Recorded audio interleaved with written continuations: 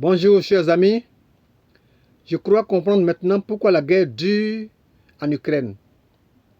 Lorsque cette guerre a commencé le 24 février 2022, il avait été dit du côté de Moscou que c'était une affaire de 3 jours et puis bon, c'était fini. Et nous on a cru, on a pensé que oui, que bon, au bout d'une semaine, Poutine allait plier son affaire.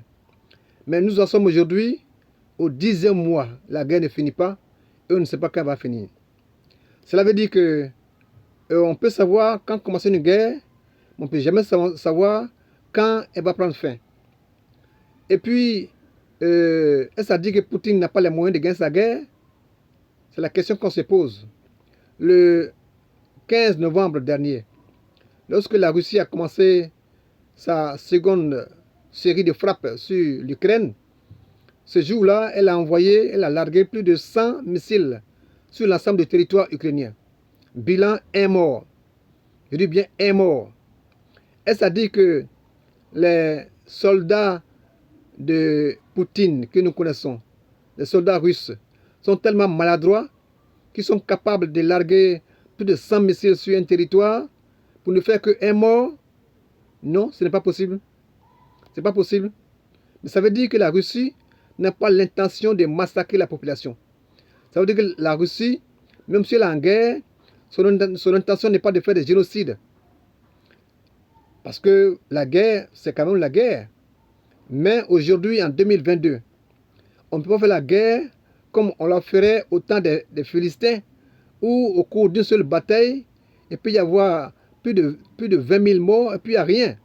Non, en 2022, aujourd'hui, la guerre a des règles. Et puis il faut la pratiquer, cette guerre-là, avec humanité. C'est pourquoi lorsque on est dans ce combat-là, et que l'adversaire utilise la population comme bouclier humain, comme chair à canon, il faut faire attention. Donc il faut y aller maintenant avec tact et puis réorienter sa stratégie. Parce que s'il s'agit de marcher sur les gens pour arriver à Kiev tout de suite, c'est possible, mais ce n'est pas faisable du point de vue du droit.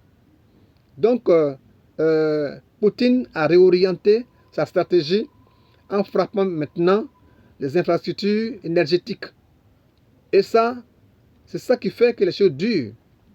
Parce que, bon, ça prend du temps.